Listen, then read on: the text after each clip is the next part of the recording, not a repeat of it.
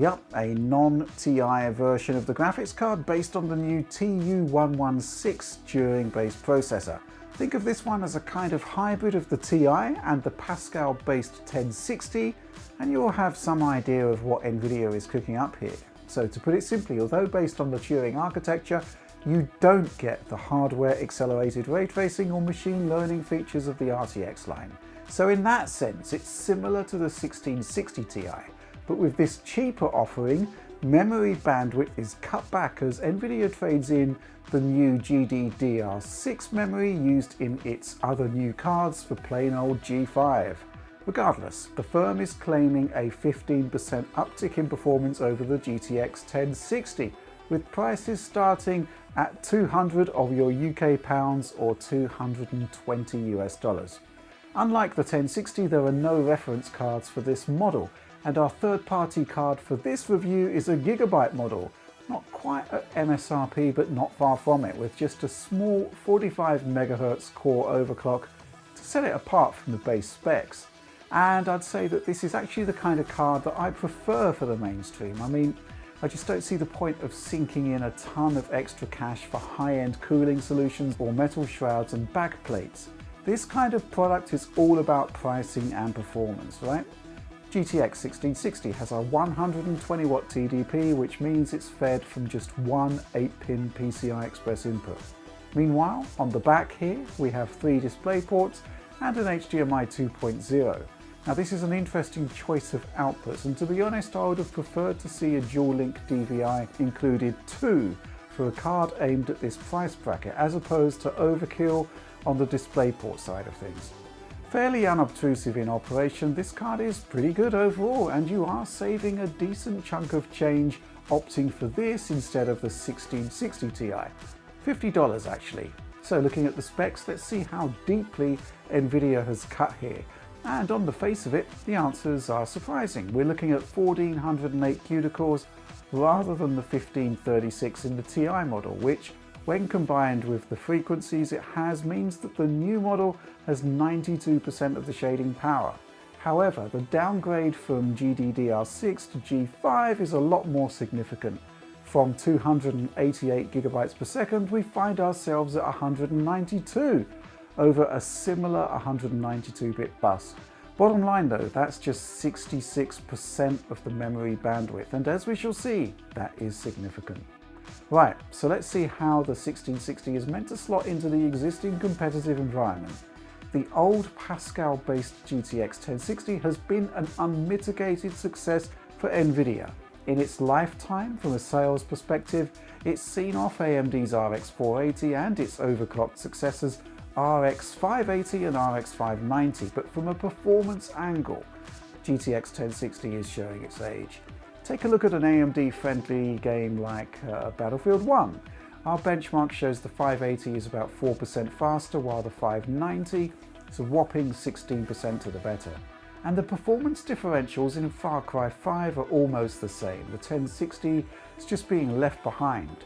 In Shadow of the Tomb Raider, AMD is even more dominant, with an 11% lead with the 580, rising to 20% with the 590. Now, Nvidia has some precedent here in not concentrating too much on performance in this price tier. And from my perspective, GTX 960 is pretty much the only enthusiast-level GPU it's released that I don't particularly rate. And AMD was way ahead there with the 380 and 380X. But clearly, a new product can't come quickly enough for Nvidia.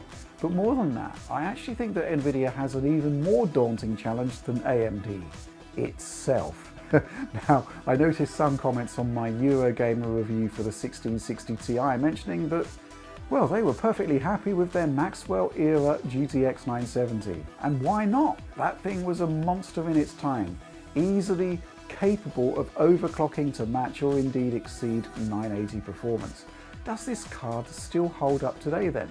Well, I decided to find out, and you'll see the results for that a little bit further on in the review.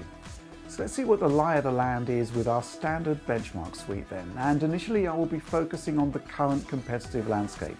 And yeah, I'm also going to be including the GTX 1660 Ti so we can see what the cutbacks are and how much extra performance that $50 gives you. Assassin's Creed Odyssey is a title that actually disrupts the narrative that AMD dominates this sector, with the GTX 1060 having a 4-point lead over the 590. Compared to the 1060 though, the 1660 delivers 15% more performance, rising to 34% more for the 1660 Ti. The gap between 1660 and its Ti sibling around 16%, so that's tracking just a touch beneath the increase in cash you'll need to outlay to buy Nvidia's higher end card instead.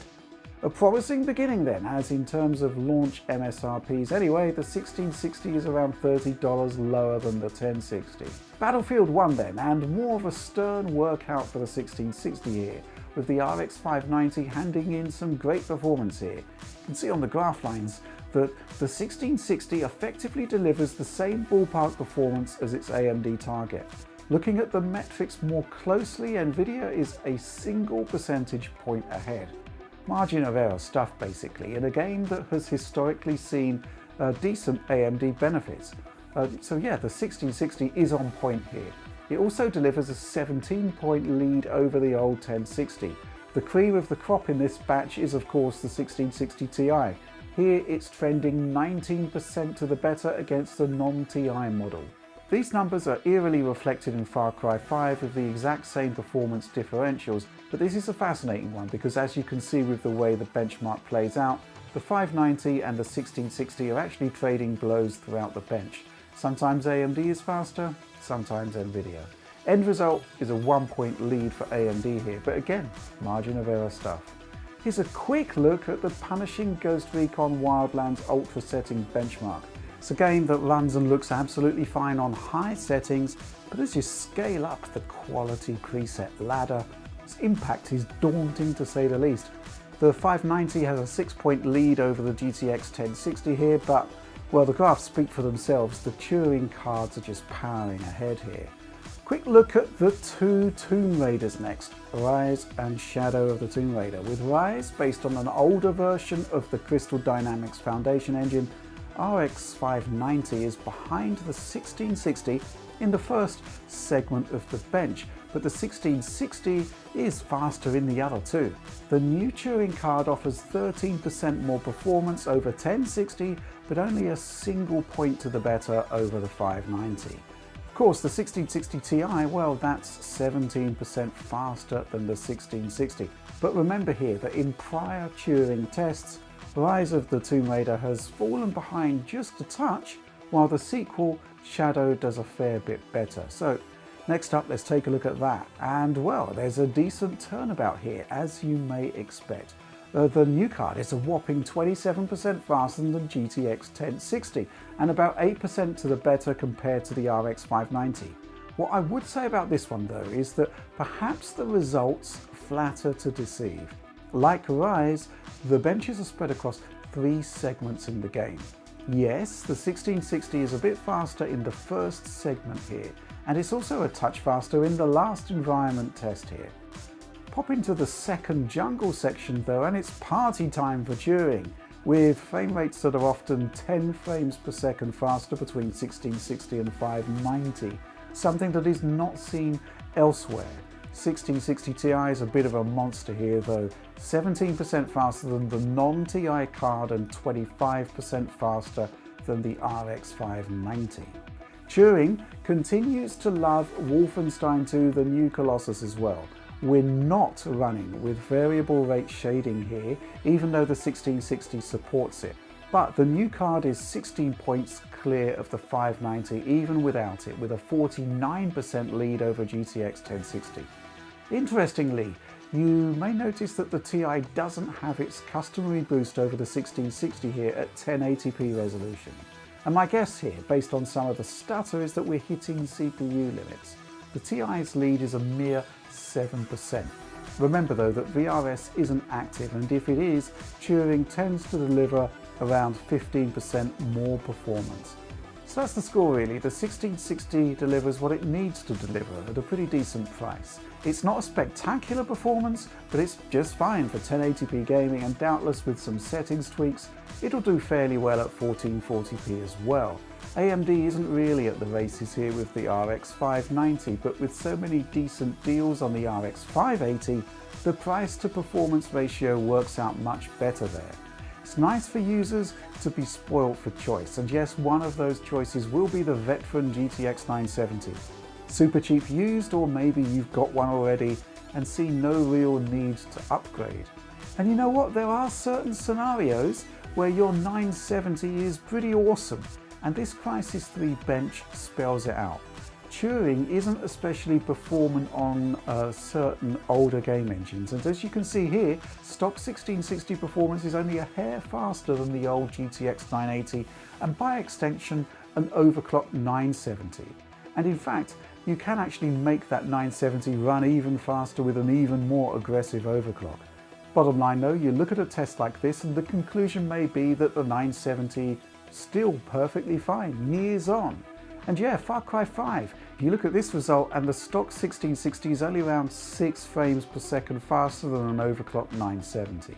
Averaged out across the bench, the new card is 11% to the better than a 970 overclocked. And yes, of course, you can clock up the 1662, though to nowhere near the same degree as the old Maxwell cards. Similar situation here with The Witcher 3, where again, a stock 1660 is only 11% faster than a 970 overclocked. Now at this point you might be thinking that you're looking good, but older cards like the 970 have two key challenges: VRAM allocation and support for modern graphics APIs. Assassin's Creed Odyssey eats up both compute and memory like nobody's business. And rather curiously, we found that overclocking the GTX 970 made no difference whatsoever, suggesting that we're heavily VRAM bound here. 1660 is 63% faster, 1660 Ti is 89% to the better. Shadow of the Tomb Raider sees the 1660 deliver a 27-point lead against an overclocked 970, with the Ti taking that up to 48%. And remember, the Turing cards might not deliver as much of a monster overclock as the old Maxwell cards, but they can go faster than what we're seeing here. The nadir has to be Wolfenstein 2. Again, we're not running VRS, variable rate shading, on the Turing models. And yes, that does allow for up to 15% more performance, but still the 970 has a dismal showing here, crippled by its VRAM setup. And yeah, I think it's unlikely that the Vulkan API has a state-of-the-art implementation on the older architecture.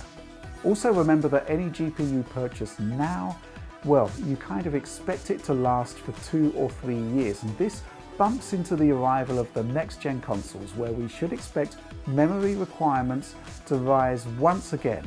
And yes, we should expect developers to embrace adoption of low-level APIs like DX12 and Vulkan more comprehensively. In the here and now, I actually still rate the 970, but it's interesting to note that across the fullness of time, the 980 has actually proven more adept at keeping pace. For 970 owners looking to keep on tracking with their hardware, you may find that dropping texture quality will yield big returns. For me, my requirement for an upgrade is a good 80% plus of extra performance stock versus stock, and based on Crysis 3, a game that really doesn't like Turing, it's kind of worst case scenario. Well, this takes us into RTX 2070 territory, and I'd say that on more modern games, a 2060 will provide a great boost at a decent price. And of course, you get ray tracing features and all of the other Turing loveliness on top of the rasterization performance advantages. But yeah, obviously that does come with its own price implications. So let's wrap this up then. Think of the 1660 as a turbo-powered 980 or GTX 1060 with the potential to grow even more powerful in the short term via overclocking, or in the longer term when its forward-looking architectural features are utilized more comprehensively by developers. It's a good performer for its price point for sure, but if your budget can stretch to 1660 Ti or better yet 2060, can't help but feel that those products are significantly more future-proof. For AMD, price adjustments on both Vega 56 and RX 590 are required to bring those back into contention. I mean, they're still good products, it's just priced too high at the moment. Okay, so that's all from me for now. Please do like and subscribe to support the work we do. And of course, please ring the bell for instant notifications whenever a new DF video appears on the channel. And take a look at the DF Patreon for pristine quality video downloads and a chance to support the kind of work we do more directly.